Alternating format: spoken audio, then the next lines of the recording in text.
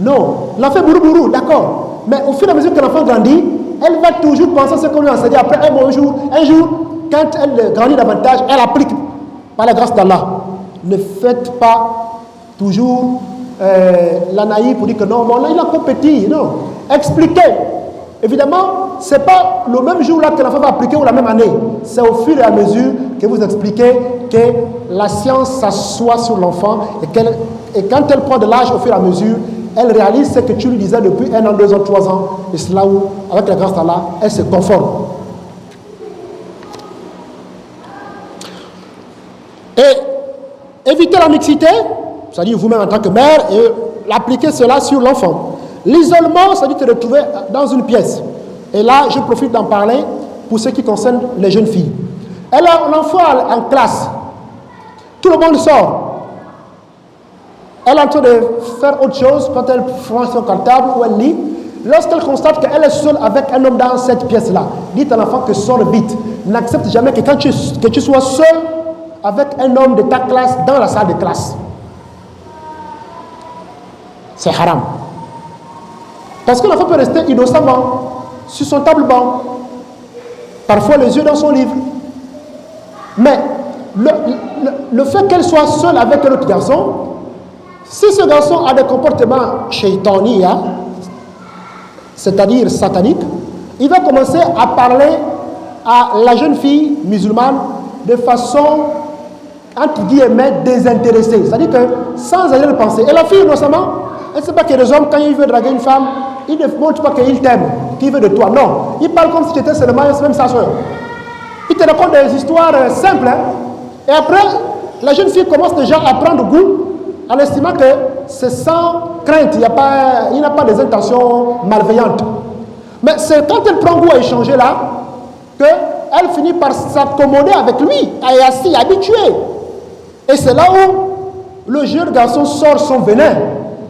Au moment là où, sans s'en rendre compte, et inconsciemment, la fille qui s'accommode progressivement avec celui dont elle pensait un frère, de par ces échanges qui n'ont a priori pas de propos malveillants, et s'accommoder, c'est déjà le début de l'affection. Et de l'affection viendra l'amour. Et après, quand le monsieur va vouloir faire le haram, il aura parfois du mal à le repousser brutalement. À cause de quoi? L'habitude. L'appétit vient en mangeant. Donc, il faut donner les bonnes notions à la jeune fille en matière d'isolement et de mixité avec le jeune garçon. C'est pareil pour l'enseignant. Expliquez souvent à nos filles qu'elles doivent éviter d'être très naïves au sens de ne pas faire attention à certaines personnalités. L'enseignant, par exemple, surtout quand elle est déjà au-delà de la 5e, 4e, 3e, voire 2e, 1er terminale. On dit que l'enseignant est un père. C'est-à-dire qu'on considère l'enseignant comme un père. Au sens qu'il faut le respecter comme tu respectes un père. Au sens que il te donne la science. Mais dites-lui que l'enseignant est un père, mais il n'est pas un père comme ton père qui t'a mis au monde. L'enseignant qui est ton père, il peut te vouloir comme femme et il peut même te violer. Là, elle prend peur, elle prend au sérieux. C'est-à-dire que quand ce n'est pas nécessaire, évite d'aller chuchoter régulièrement à l'oreille de l'enseignant, surtout quand il est seul. Ça peut charmer ton prof. Et il va enlever de sa tête la notion de l'élève et de la fille pour mettre dans sa tête la notion de la belle fille qui est en face de lui. Donc, si elle voit l'enseignant seul en classe, elle doit éviter d'aller le retrouver pour bavarder avec lui au motif de lui poser des questions. Va avec l'autre fille quand c'est nécessaire. Et Dieu merci, si c'est la religion, c'est le cheikh, c'est l'imam, c'est le connaisseur. Et même l'imam et le connaisseur, il peut être charmé par toi, fille. Il faut lui expliquer ça. C'est un humain. Il faut donc éviter d'utiliser une voix charmante quand tu veux poser la question à ceux qui m'aiment. Éviter d'être seul. qu'il y ait des témoins, des gens. Si c'est privé, que tu veux exposer ta vie privée pour que l'imam t'aide, les gens qui sont là peuvent être loin là-bas, mais on vous voit. Pour éviter d'aller séduire l'imam. Et quand tu vas lui parler, il faut être dressé d'un côté un peu opposé. Les yeux baissés.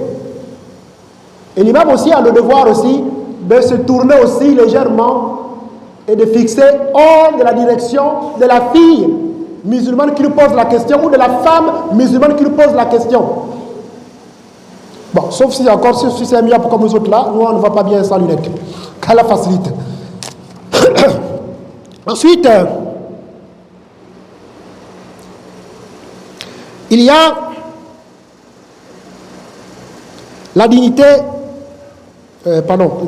l'isolement avec le sexe opposé, etc.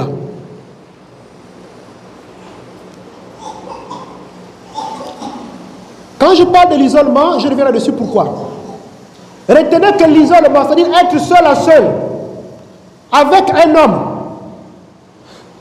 ce n'est pas seulement dans une pièce à deux, telle que la salle de classe, le salon, la boutique, etc. C'est haram. Même dans la mosquée, c'est haram. La prière est finie, tout le monde est sorti, tu restes seul, tu es déjà vraie femme avec un homme ou avec l'imam pour t'enseigner le Coran, vous n'êtes que deux à l'intérieur. Shaitan peut bousculer le cœur chez la fille ou chez le garçon pour le haram.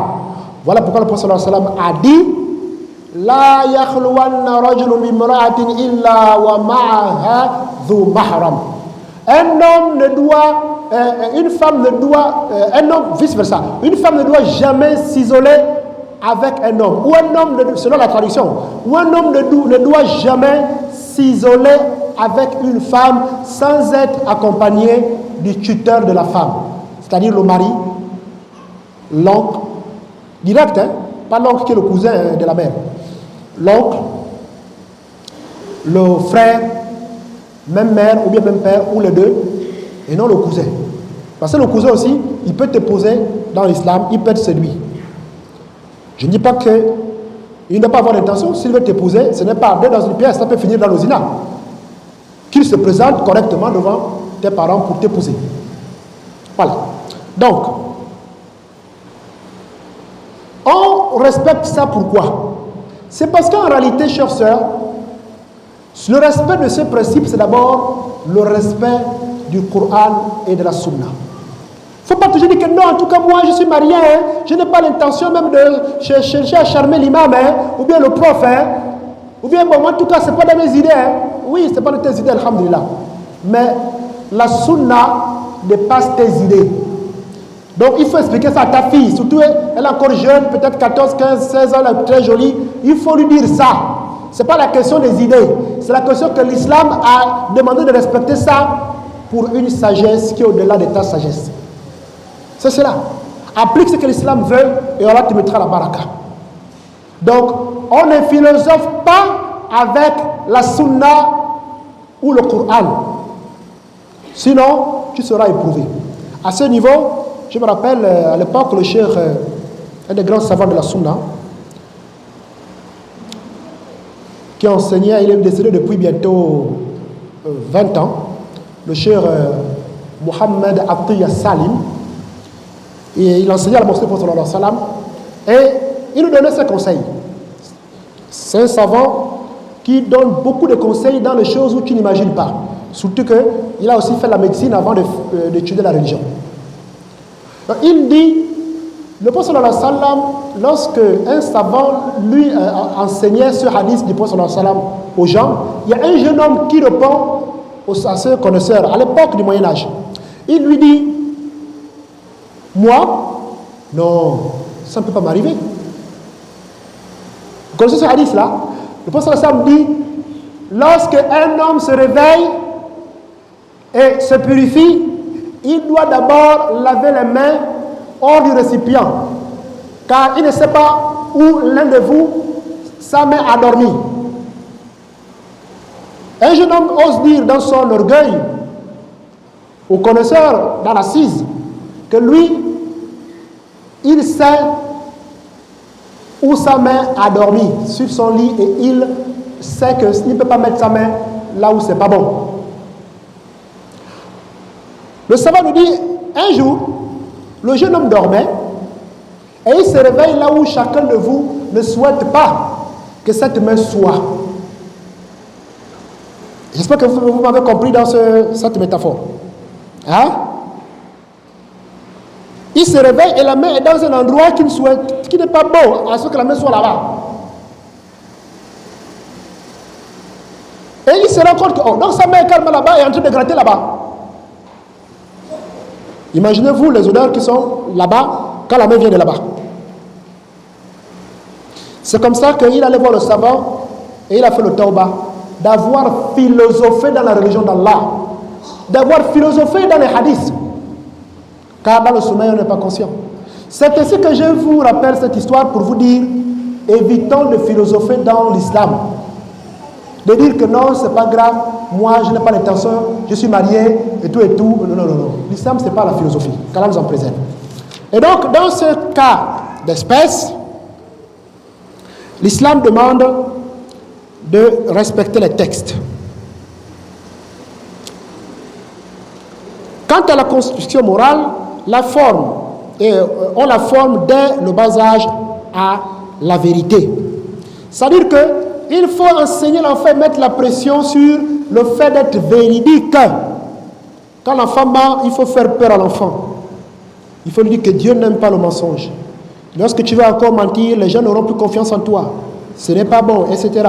Il faut toujours donner les causes pour que l'enfant grandisse avec la sagesse. La chasteté. Expliquer à l'enfant l'intérêt de la chasteté. Éviter de parler n'importe comment à haute voix devant les hommes, et ainsi de suite. Correctement s'habiller, correctement parler, correctement marcher. Éviter d'être toujours tête en l'air, etc. C'est la chasteté. Je vous dis, chères sœurs, la chasteté pour la femme, c'est une des bases de sa foi. Si elle ne sait pas être chaste, vous avez perdu votre fille. C'est quoi être chaste? C'est être réservé. Éviter d'être vulgaire. Éviter d'être une femme facile. Facile à avoir accès, c'est-à-dire à échanger avec les hommes, à parler de n'importe quoi et avec n'importe qui. Il faut inculquer ça dans le bas âge. La dignité, l'honneur et le voile. Souvenons-nous que le comportement du prophète sallallahu alayhi wa sallam était le Coran. Donc, apprenons aux enfants dès le bas âge à être empreints, c'est-à-dire totalement dans le comportement de la bonne musulmane. Les parents doivent veiller à ce qu'elles ne fréquentent point de mauvaises compagnies féminines. Donc les femmes de mauvaise foi, les femmes qui connaissent déjà les hommes dans le zina. Il faut mettre les garde-fous. Les femmes de mauvaise moralité. Et à ce niveau, sur l'isolement, je disais, nous avons aujourd'hui l'isolement qui se passe par les réseaux sociaux. Les camaraderies dans le WhatsApp, le Facebook, etc. Dites à vos filles que c'est haram. Postez les photos avec ou sans voile. Dites à vos filles que c'est haram. Ça entraîne en eux la mauvaise moralité. Et ça le déshabille de la chasteté. Claire, vous les parlez comme ça. Car c'est au fur et à mesure que les choses se détruisent. Un péché amène un péché. Le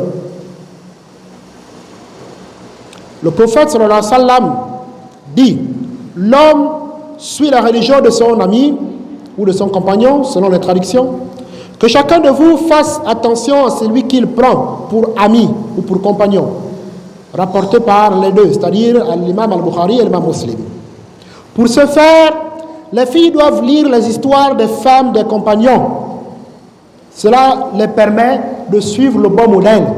Les histoires de certaines femmes nobles qu'Allah a citées dans le Coran al-Karim, tels que Mariam, etc. Les histoires des compagnons, paix sur eux, les histoires des femmes des compagnons surtout, et les histoires notamment des femmes du prophète Mohammed sallallahu alayhi wa sallam. C'est par là qu'elle prend le modèle de la foi, et non en écoutant les histoires des stars, en écoutant les histoires c'est pas quoi, les gens qui font les danses, le quoi là.